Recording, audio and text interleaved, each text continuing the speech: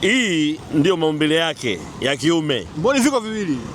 Tushazoea ni kimoja moja. Hapana, papa amepewa mbili. Papa kapewa mbili kwa sababu anatumia kaskazi na kusi. Kawaida samaki huwa anazalia mdomoni. Lakini papa anazalia kwenye uke wake, papa jike. Miezi 6 ya mwanzo anatumia hii. Hii inakuwa imepumzika. Okay. Miezi 6 mingine anatumia hii ya pili. Bwana, hayo ni maajabu ya papa. Kwa mtu ambaye hamjui papa. Bwana, huyu ndio papa. Huyu ndio papa. Huyu ndio papa. Papa ndio huyu. Huyu. Muoneshe papa. Huyu ndio papa. Kwa mtu ambaye hamjui papa, waelezee papa. Huyu papa. Huyu papa ni papa dume kwanza, kama mnavyomuona. Na papa ndio samaki simba wa bahari. Unajisikiaje kushika papa? Anajisikia vizuri kwa sababu papa si samaki. Samaki. Na wewe unapenda kushika papa? Samaki. Samaki. Hapa. Si unamwona? Huyu papa.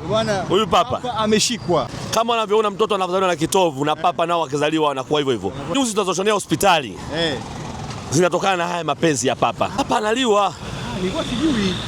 Papa analiwa tena mtamu. Na hususan katika huku wenzetu huku Asia kwenye baridi kali wao wanatumia sana mpaka haya mapenzi yake wanatumia kufanya supu.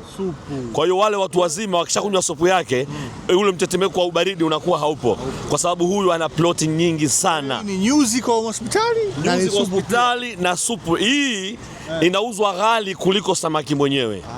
Kwa hiyo mtu anaweza akavua papa akachukua mapenzi akayatoa papa akarudisha baharini, nyama yake ikawa haina thamani kama haya mapenzi yake. Huyu kwa leo 100,000 mtu namuuzia. 100,000 mtu anakula papa. Na ana faida. Mimi nafikiri watu watakayemuona kwa haraka huyu papa chapo watanipigia simu ili waje kumnunua, kwa sababu ni samaki adimu sana kupatikana baharini, kwa sababu yeye ndio simba wa bahari.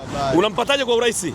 Na ni mkali, na ukimwangalia hivi haya meno yake hapa, meno yake naogopa hata kuyashika. Umeyaona haya? Hayo meno hayo. Bwana, meno ya papa. Meno ya papa.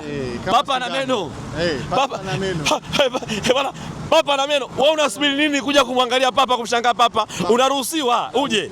Niko hapa barabara ya Survey. Kama kawaida 0712 76 87 64. Mzee wenu napambana jamani. Nimesema wewe ni follow hata kwenye akaunti yangu. Kwa sababu gani? Nitaendelea kuwafundisha vitu kila siku muweze kujua. Mimi jamani, kitaaluma ni mwalimu kwenye sekta hii. Karibuni sana. Bwana, mtalii wa taifa bwana, kazini na hapo umeweza kujionea na kujua maajabu ya papa.